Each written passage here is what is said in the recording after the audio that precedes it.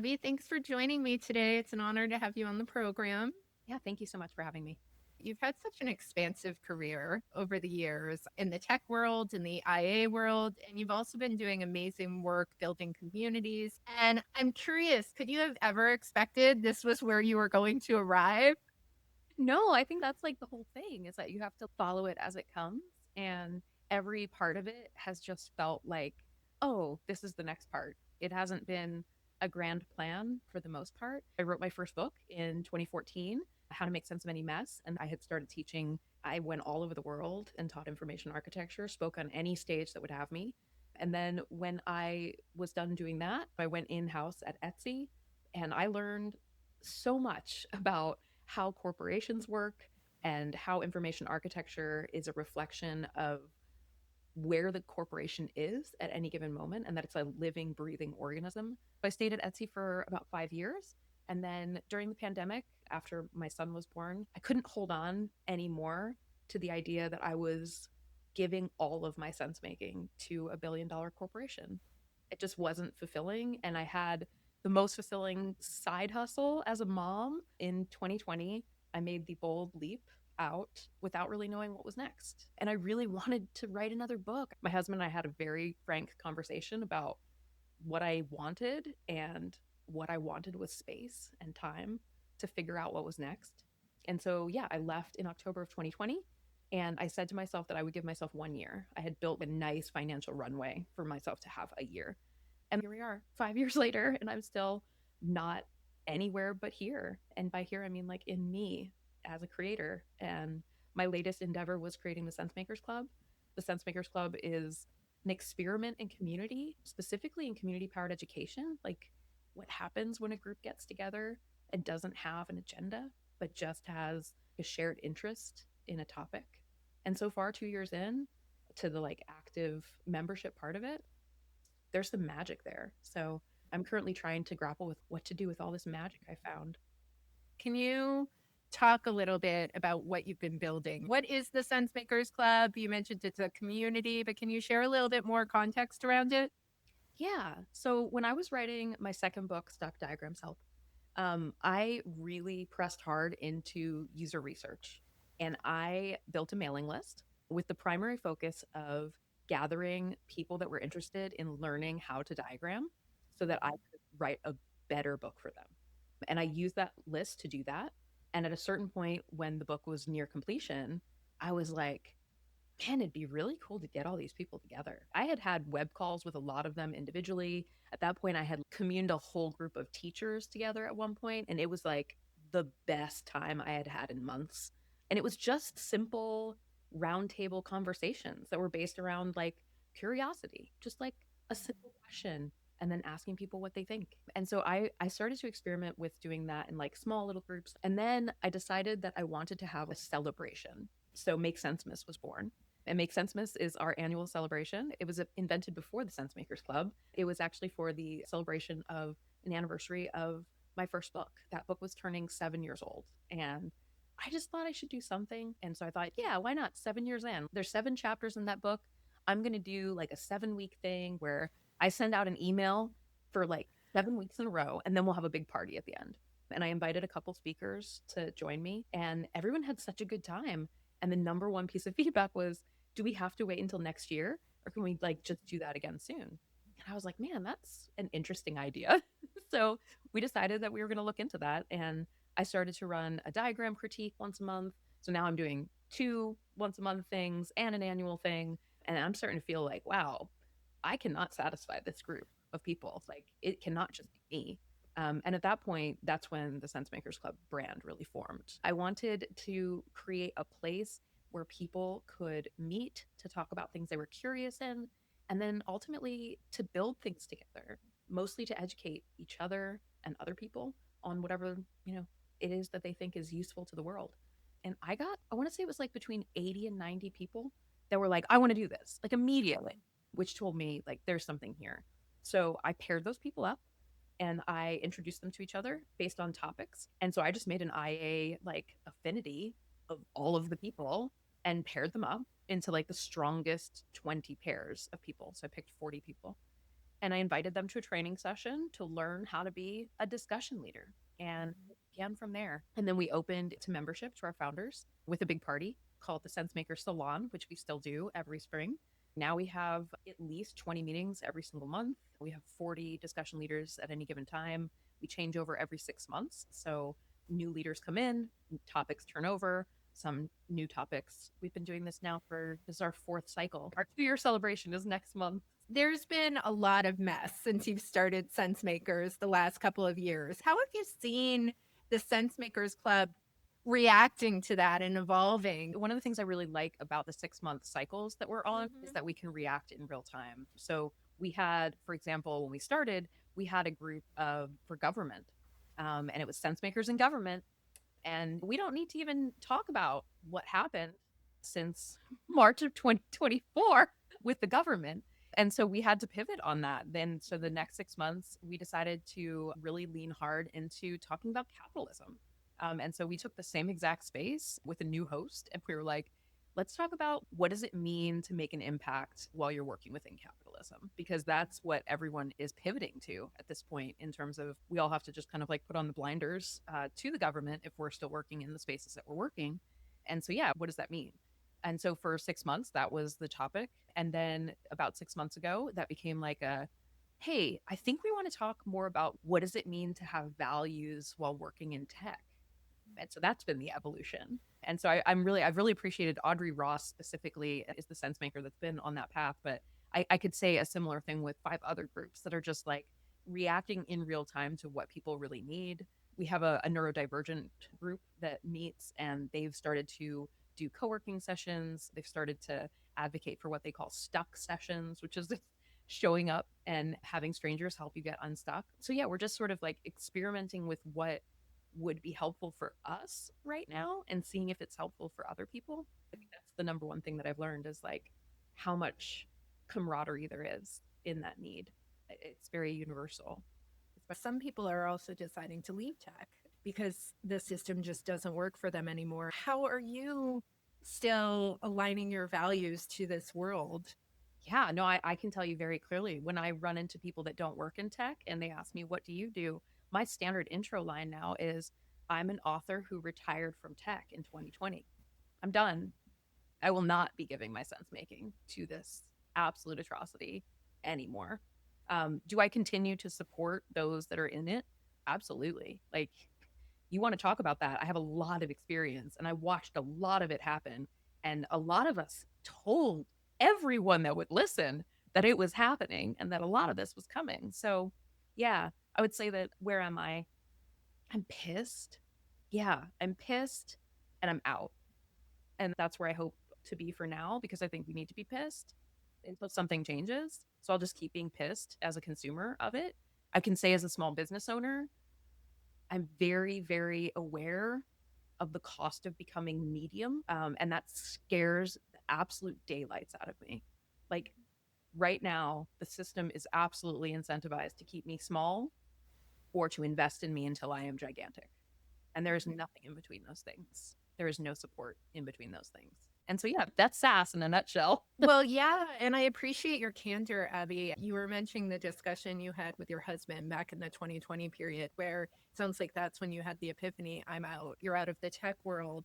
There's a lot of people in this moment, they want to get out of Sure. tech. They may be scared to get out of tech, or they're trying to find their place. When you were making the decision, what factors came into play? You have to go back further than 2020 to really get the reasons that I left. But it all honestly stems on my parental leave. I think that having parental leave is an absolute privilege. And I feel blessed that I had that. It absolutely changed the trajectory of my parenting that I could have that. But it came at a major cost. And that cost was that I worked for an organization that turned over every single quarter. And when I left, we basically had an entirely different executive team than when I returned. I came back to what somebody might see as a dream situation, which is you can make your own thing and just like make up a job and figure out what you want to do, and we'll keep paying your gigantic salary. I can tell you that that is a privilege that comes with a ton of weight, and you are constantly under a microscope of the next cut. And so, yeah, it became this like anxiety to the point where I stopped being an information architect at Etsy. In my last 6 months there, I was a product manager because I was just trying to like fly under the radar. It was a pandemic. I had a baby. I didn't Yeah. have a boss. I was just like, I need a boss. I need a paycheck. I need to stay home. And I had all those things if I could just hold it all together. But the other thing that I had was I had the privilege of having made a entrance into a public corporation right after they went public. I had the privilege of being offered stock options that I had a big enough salary that we didn't have to touch. And so yeah, I had a runway and that was a huge part of it. If I did not have that, I could not have left. I was the breadwinner of my family. There was no way that I could have made that work. But ultimately, like I said, I had a year. It's like, I have this 1 year. What will I do with it? And between you, me, and the podcast, I still haven't touched that money. I've just made enough. Have I saved any money? No. Have I put anything in my IRA? No. Have I scraped to the part where I'm like, "Ooh, yeah, yeah, it's not been fun. But Massive. having that financial stability is huge too, in Absolutely. all ways and on your nervous system as well. Always have the year. Yeah. And Yeah. that's my husband and I talk about it like a cushion. And it's like the cushion has air in it. We never want it to have so little air that we start to feel the floor. And so far, we haven't had to do that. And we've had to cut our life to very small life, but I like my small life. Yeah. I feel really, as a parent, I feel almost like the universe made this happen for a reason. Ultimately, I have a child that needs to be home educated. And so I would not have been able to do that. And it would have been an absolute crazy burden on my partner if that was what had happened when I was still a full time corporate employee and trying to figure out how to make it all work. So, yeah, when they say that things happen for a reason, they really do. Like, Yeah. I feel like there was a lot about the pandemic year that changed how I felt about what I was doing as a parent. Like, I had originally planned that was my year.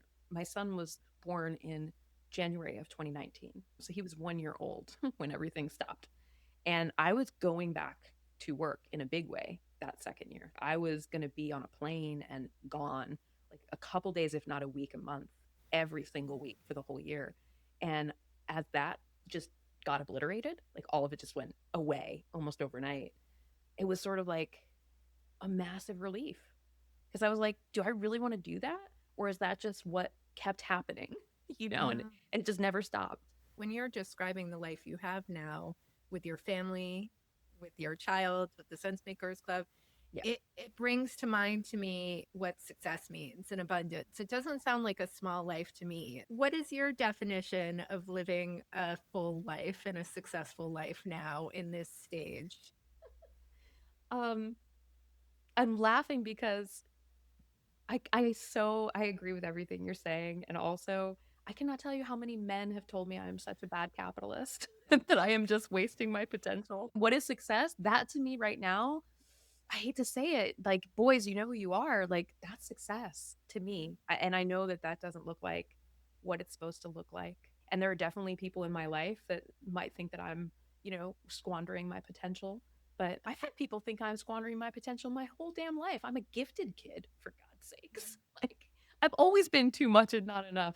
Always. So, not new. Well, and also the right people, the people who are aligned with you now, I'm sure are not saying that or saying it's wonderful the work you're doing now with the Sensemakers Club. Given the mess, you share with me, it's an IA expert, how that expertise is going into building this strong community and connection. I feel like safety is a huge, huge part of it. When we started this club, it was very obvious to everyone that was in that very first cohort of discussion leaders that we needed to keep this a safe space. We knew that it was one when we all started it, but we didn't know quite how we were going to keep people from ruining it. Like, Yeah. how are you going Yeah. to keep a random person from like paying $50 to ruin your thing? So what we decided to do was create a set of rules, and every single meeting starts with those rules. And that sense of safety, I think, has bred something I didn't expect. Like, I knew that safety would breed comfort, but what I didn't expect was that it would breed confidence. And that's ultimately what I think people are looking for in a community like ours is the confidence in their own curiosity, a confidence in their process, a confidence in that they don't know how to solve the thing that they're doing yet, but neither does anybody else. Yeah. That kind of confidence, I think, only comes from community. Like training and courses and conferences, they can help with capability, they can teach us the tools, but it is when you are in a group of peers sharing your tools and your like failures and your wins, when that happens, you just get this like boost of confidence and the head nod starts, you know? Mhm. I feel like that's, yeah, the safety and the confidence, I think, has been the pillars that have sort of emerged. And as an information architect, I think that my skill set is being able to see those pillars emerge. It's being able to go with the group in terms of what the audience actually needs as opposed to what the business wants. It's interesting to be a business owner as opposed to like a consultant on a business. It's a completely different posture. You have to make decisions from a completely different place. So I would say that that has been a challenge for me as an information architect to just meet me with a different incentive structure, which I definitely have. But I've also been able to use my tools, my IA tools, to make sense of some messes around here. Abby, I did want to ask you, building the Sensemakers Club, you mentioned most likely it would be men come to you and say, "You're an awful capitalist. You're just going about this the wrong way. What are you doing?" I also hear how values driven and community driven you are with the Sense Makers Club. And I'm wondering, are you finding a balance? Like, I think about this with my community, it's really about bringing people together, having affordable options, being very inclusive. Have you built a business model where it's balancing the affordability and the sustainability, but you're also building a business? And I'm wondering how that's been going for you. I feel like as an entrepreneur, I am finding the balance. As an individual business, the Sense Makers Club is still funded by my own creative pursuits. And that is not ideal for us as a community. So, yeah, I'm definitely looking for more sense makers that are willing to put financial stakes into the club, and that means paying for a membership. We have a 1-to-1 ratio of scholarship members with paying members, and we maintain that ratio. So we do have quite a large number of scholarship members. The trick to that is no one knows who they are. So I'm the only one. And that creates a really interesting dynamic because those folks are in the community for their own self improvement, and for a lot of them are in the unemployed or job seeking, underemployed. Like we have a ton of folks in our community right now that are facing that. And so I feel like the regularity of a place that these people can go, in some cases every day, like some of our unemployed members will come every single day Yeah. just for a while, not forever, but just for a while. And so yeah, I think like the balance between making money and building the thing that you want to build is going to keep being a dance that I'm doing for a really long Yeah. time. But I'm committed to making it work. Like, I feel like I see a world where it works. It's just a matter of enough people taking a chance on a format that they haven't experienced yet. We just did some user research recently. Our community had a research group that invested in doing research into themselves. It was very exciting. They did a full usability round with other members outside of the group. And what they delivered to us was insight that we needed to talk to prospective members. We just finished that round of research. And thank you, Holly Schroeder, for running that for us. And what we came to is that people are comparing us to things that we are not. We are getting compared to monthly meetup groups. We're getting compared to author Q&As and office hours. And we're getting compared to like short talk series kind of things. So I think people have not quite experienced what it means to not have an agenda other than a prompt of curiosity. And the consistent feedback is like, until you see it, you can't understand it. And so, yeah, that's been like the number one thing I'm trying to like crack as an information architect now is like, how do I get across the message of what this thing actually is to people before they make that commitment to us? So, Yeah. yeah. So, for those who are in the tech world, what advice and recommendations are you giving where they can still be living a life somewhat aligned with their values, but still be stuck in tech? Like, what do you tell people? Yeah. I think what I tell people is, first of all, I'm sorry. Like, I'm sorry that it is as rough as it is right now. And I'm sorry that the handcuffs feel very, very tight. I think that that is the truth for a lot of my friends. Very smart people do not feel like they have somewhere to go for the first time in their careers. So there's a lot of people that, if they are in a job right now, they're afraid to lose it. And so, yeah, I would say give yourself a ton of grace. Give yourself a ton of grace in terms of what you're expecting from yourself on the job in a time like this. And give yourself a ton of grace if you are freaking the fuck out right now, Yeah. because you have every right to. Every right. In terms of like tactical advice, get in contact with literally anyone that you ever liked working with and ask them what they liked working with you about. Ask them about yourself. I had a group of people that I led last year, and Making Sense of Yourself was a program that Alfia Lowe and I ran. And we had them interview people from their past. And it was one of the most impactful things for job seekers that we were able to offer, was to ask them to call that old manager that like really saw your sparkle, or call that one colleague that like always wanted to pick your brain, and just ask them like, what is it about you, and then start leaning in on that thing. Start figuring out how that thing is going to be your next job. And it's Mhm. not going to be this job. Don't give it to this job. This job fucking sucks. Yeah.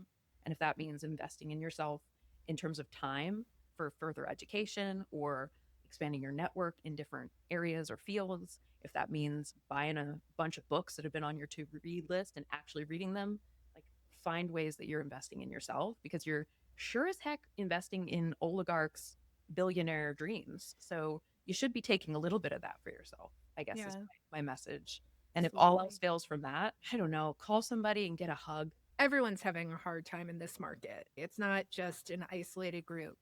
And women are having a very hard time. All women, also Black women. I read a statistic that 300,000 Black women lost their jobs in the last quarter. Like, it's a mess. And when I'm thinking about mid-career, midlife women, there's conversations also about, even if they wanted to go back to the life they had, that one job in-house, the systems really aren't set up for mid-career, midlife women. There might not be a path back, and it's okay to recognize that, but building more of a portfolio that's not tied to the system could be a way forward. I'm wondering, are you consciously and intentionally thinking about a portfolio of multiple revenue streams, or is that something in your mind as you're building the Sensemakers Club and the other work you're doing?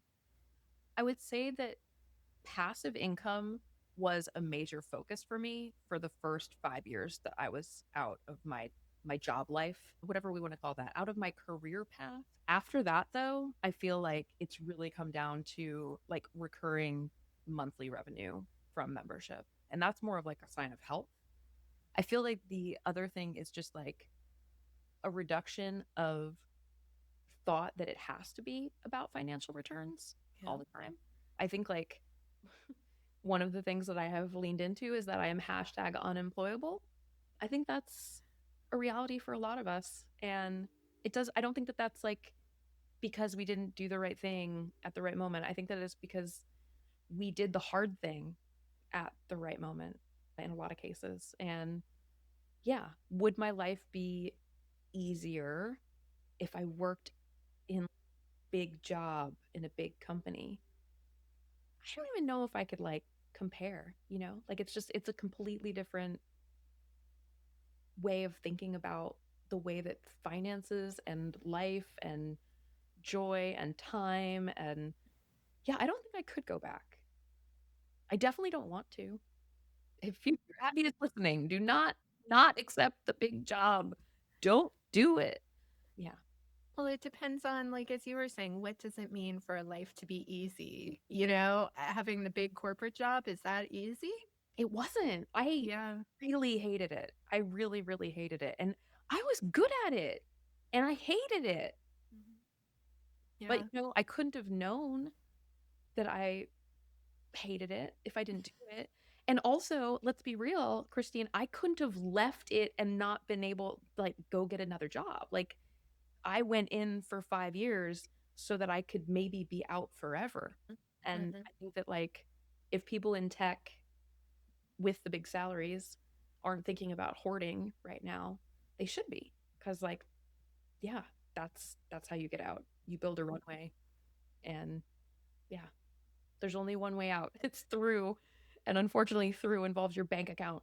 There's been highs in my careers, lows in my career, and I think a lot about I have a 10-year-old son, and I think about what would I like him to learn from how I go through life. And it very much has been like you, thinking about living a life aligned with my values, living a life being a good, kind person, tailoring my life to what I care about and what lights me up. What are you hoping your kiddo will learn from you based on how you're navigating life and your career now? I'm going to try to answer this without crying. I hope that he will believe that the world could be better, specifically for neurodivergent people. Like I really hope that I can show him that you can make your own way when the way is not going to work for your brain. Cuz I mean, that is a big part of my story that is not been a part of this conversation is like, you know, why does Abby feel more comfortable in a room by herself for years at a time? It is because I am autistic, everybody. And so yeah, I think like going through my son's journey with him has revealed things about myself that ultimately we have had to reconcile with. Like I have a lot of conversations with him. He's 7, about how like the world's not made for us. I would say like I hope that he, and honestly I already know that he has more understanding about who he is like as a brain and how that impacts him sooner than I did. I think like and we're checking that box off major cuz like he can tell you about his autism like really well, which is really cool to see. I was thinking, Abby, you have so much strength going through the world, knowing who you are, knowing what will align for you, and moving forward. When you were sharing with me this story of people coming to you saying, "What are you doing?" You could be in house in tech, you could be that capitalist making tons of money. I thought to myself, a lot of us can shrink in those moments where others don't understand the decisions and life choices we're making. For those who hear from the outside that the choices they're making just aren't the right way to go, it seems like you just said, okay, this is what I'm doing. It's easy for me to say that from the Yeah. outside, but with people struggling to keep those outside voices out, do you have any advice on what they should do? Oh my gosh. Yes. After writing on the internet for 15 years, I can definitely confirm the haters are going to hate. I can also confirm that there are people that are quietly supporting you in the way that you're doing the thing differently, and that those people will reveal themselves when the time is right. And that's a hard thing to keep faith on, but I just keep having faith and it keeps working. So, yeah, I don't know. I don't know that that's like advice as much as like my reality. Yeah. I will say the work you're doing with Sensemakers as well, multiple people, supporters of yours, have come to me and said, you need to talk to Abby. She's doing amazing work. So thank you for doing what you're doing. And Sensemakers has become something that you couldn't have imagined when you first started, and it's been growing organically. Do you have a vision or hope for where you'll end up with Sensemakers? We're currently running an event called Design Jam every month where we get together as membership and design the future of the club. And right now our focus is on the website because we really need to like make a better picture of who we are out there. But I think the real vision is in the education space. I think that like if there's one thing that I have heard more than anything, it's that there's so much value in these discussions and people are growing in these discussions, and then they're like, I want to do something with this, what should we do? And they're creating their own things. So I'm trying to figure out ways to give those people resources. Like we have resources as a club, we already pay for a lot of resources we can use for other people's work. So a big investment of my time right now is figuring out what this Sensemaker in Residence program looks like and really creating like a sustainable cohort of creators that are creating alongside one another and are experimenting with what they're thinking on with membership. And so yeah, that's been like that's like the near term vision is like making that be an actual thing as opposed to a thing that we're making up as we go along. We covered a lot of your career story, but I'm wondering if there's just one thing my listeners take away from our conversation today. What's the one biggest message you'd like them to take away? You remember that campaign in like probably in like the late 80s, early 90s that was around like stranger danger? I want the opposite of that, but for meeting other women in your field. Like there is no stranger danger there. And that's, I think, what I want people to hear is that there are other women that are struggling with the same things as you. It's just a matter of finding them. And when you do, you're going to have that feeling of confidence that, yeah, maybe you can get through this. Yeah, I think that's where I go. It's like the opposite of stranger danger. Thank you for the conversation and being so generous with sharing in your candor, Abby. Thank you. It's been great meeting you. Yeah, you're an excellent interviewer. Thank you, Christine.